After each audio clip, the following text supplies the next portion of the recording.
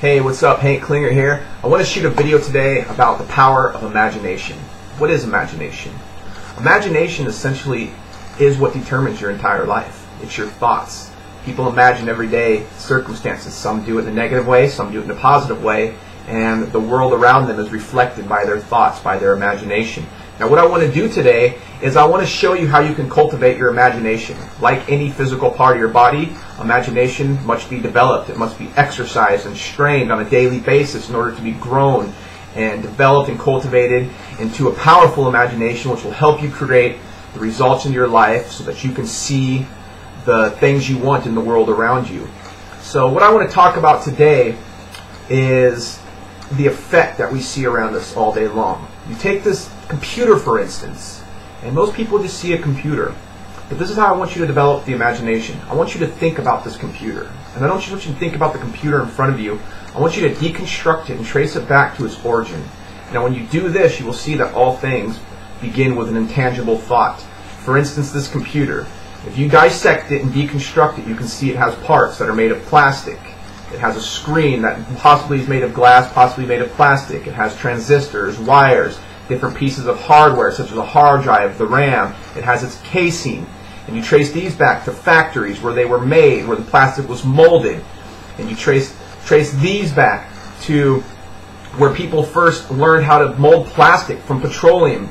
And then you trace these back to before electricity, for instance, where Edison learned how to harness electricity. And then you can think that if Edison never learned how to harness electricity, this computer wouldn't be here from you. And then you can also think about this aspect of it, that somebody had to design the computer before it could ever come into the objective world. And this right here will show you that at one point this computer sitting in front of you was just an intangible thought. That's all it was. It started with a thought and it ended up in front of you, which shows that the end result is in front of you, and the beginning result started with our thoughts as well, because what were these people designing it for? They were designing it for you and I, for people like you and I. They had us in mind on what they thought we would want in a computer.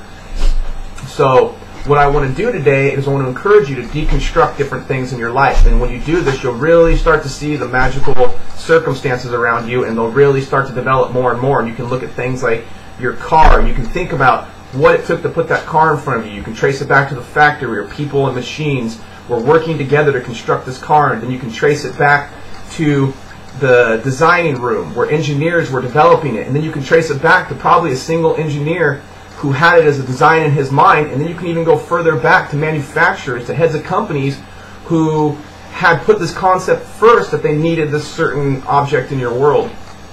And then you can trace it back to a thought, and you can see that all things really do begin with a thought. And once you see this, then you can see that with your thoughts you can create whatever life you want. And not only can you, but that you already have. That every circumstance, situation in your life was created by a thought.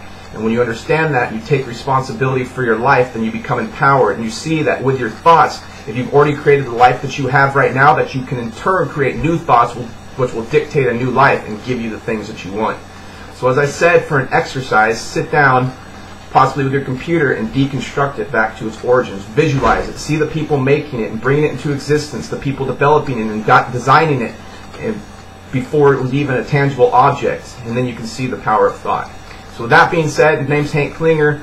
I appreciate you guys. Connect with me on Facebook. There's a link below this video you can click, and I'll see you guys in the next video. Take care.